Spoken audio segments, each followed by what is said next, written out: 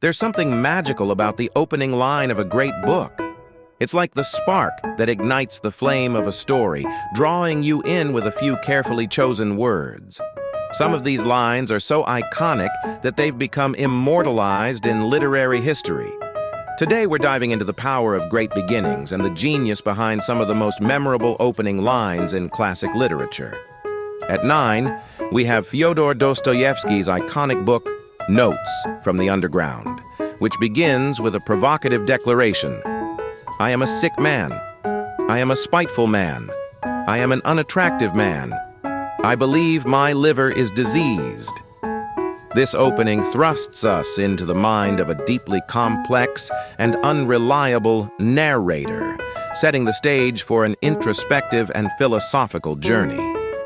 At 8, we have Sylvia Plath's iconic book, The Bell Jar, which opens with a haunting sense of foreboding.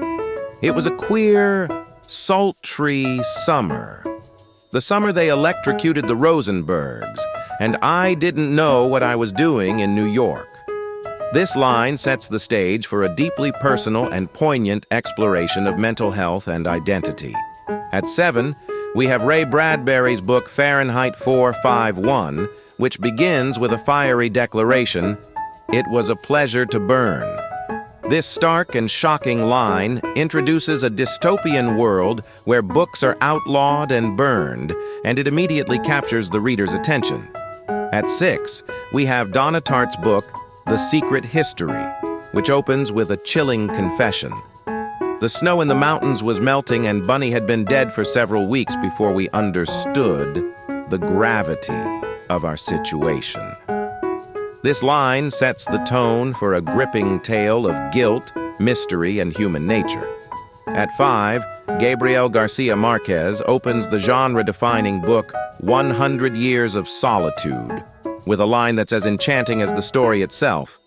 Many years later, as he faced the firing squad, Colonel Aureliano Buendia was to remember that distant afternoon when his father took him to discover ice. The line is mysterious, vivid, and teeming with the magic realism that defines the novel. At 4, we have Jane Austen, who opens Pride and Prejudice with a line as witty as it is timeless.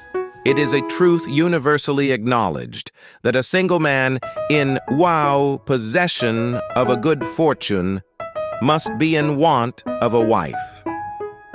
With this sentence, Austen immediately sets the stage for sharp social commentary and the romantic drama to come. At 3, we have the father of absurdism, Albert Camus, who is also the second youngest person ever to win the Nobel Prize in Literature. Albert Camus' The Stranger begins with a line as detached as its protagonist. Mother died today. Or maybe yesterday. I can't be sure. This opening perfectly encapsulates the existential and absurd themes of the novel. At 2, Kafka's Metamorphosis pulls us into a surreal nightmare with its opening. As Gregor Samsa awoke one morning from uneasy dreams, he found himself transformed in his bed into a gigantic insect. It's bizarre, unsettling, and immediately intriguing. Finally, at number 1, we have Leo Tolstoy's Anna Karenina. It begins with the line, "Happy families are all alike. Every unhappy family is unhappy in its own way."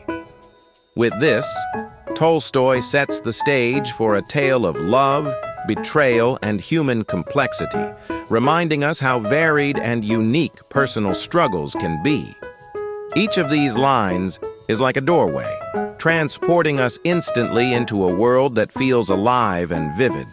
They make us ask questions, feel emotions, and turn the page for more.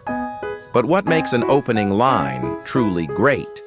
Is it the imagery, the intrigue, the way it sets up the story's themes? Perhaps it's all of the above. The best openings resonate because they speak to something universal, curiosity, wonder, or even a sense of foreboding. So what's your favorite opening line in literature? Share it in the comments below, and please subscribe for more movie and pop culture content.